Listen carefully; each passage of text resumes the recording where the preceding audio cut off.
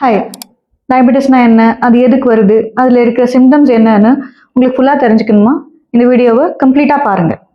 நம்ம யூஸ்வலாக சாப்பிட்ற உணவுலேருந்து மாவு சத்து அப்படின்னா காம்ப்ளெக்ஸ் கார்போஹைட்ரேட்ஸ் பிளட்ல போயிட்டு சின்ன சின்ன சுகர்ஸாக குளுக்கோஸாக பிரேக் டவுன் ஆகும்.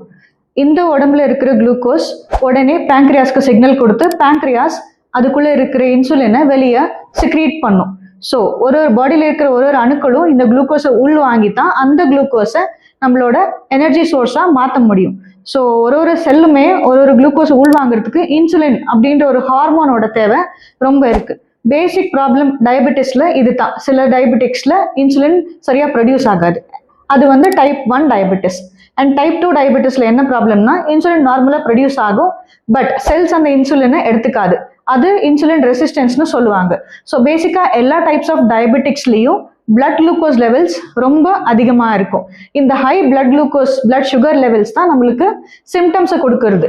ஸோ டயபெட்டிஸ்ல என்னென்ன சிம்டம்ஸ் இருக்கும் அப்படின்னு நம்ம பார்த்தோம்னா, இன்க்ரீஸ்ட் யூரினேஷன். எதுக்கு இன்க்ரீஸ் யூரினேஷன் ஆகுதுன்னா, பாடியில பிளட் குளுக்கோஸ் அதிகமாகும் போது கிட்னிஸ் ஓரளவுக்கு தான் அந்த பிளட் குளுக்கோஸை ஹேண்டில் பண்ண முடியும். அந்த த்ரெஷோல்டு தாண்டிடுச்சுன்னா அந்த இன்க்ரீஸ் ஆன பிளட் குளுக்கோஸை யூரின்ல இருந்து தான் வெளியே செலுத்த முடியும். ஸோ யூரின்ல குளுக்கோஸ் போகும்போது கூடவே சோடியம் அண்ட் வாட்டரும் போகும். So excess loss of water body விட்டு எக்ஸஸா போகும்போது பிரெயினுக்கு சிக்னல் போய் அதிகமாக தாகத்தையும் கொடுக்கும். Second symptom increased thirst.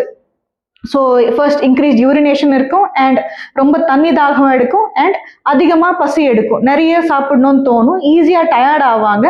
And one more important thing is loss of weight, drastic weight loss இருக்கும். ஸோ எதுக்கு சுகர் பேஷண்ட்ஸ்க்கு வெயிட் லாஸ் ஆகுது அப்படின்னு பார்த்தோம்னா, பாடியில் இருக்கிற அதிக குளுக்கோஸை நம்மளோட செல்ஸ் யூஸ் பண்ண முடியாது. ஸோ இந்த பட்சத்தில் நம்மளுக்கு எனர்ஜி எங்கேருந்து வருது? நம்மளோட ஃபேட்டும் மசில் மாஸும் தான் பிரேக் டவுன் ஆகி நம்மளுக்கு எனர்ஜியாக மாறுது. ஸோ அதனால தான் சுகர் பேஷண்ட்ஸ் ரொம்ப டிராஸ்டிக்காக வெயிட் லாஸை காமிப்பாங்க. And other important symptom is poor wound healing.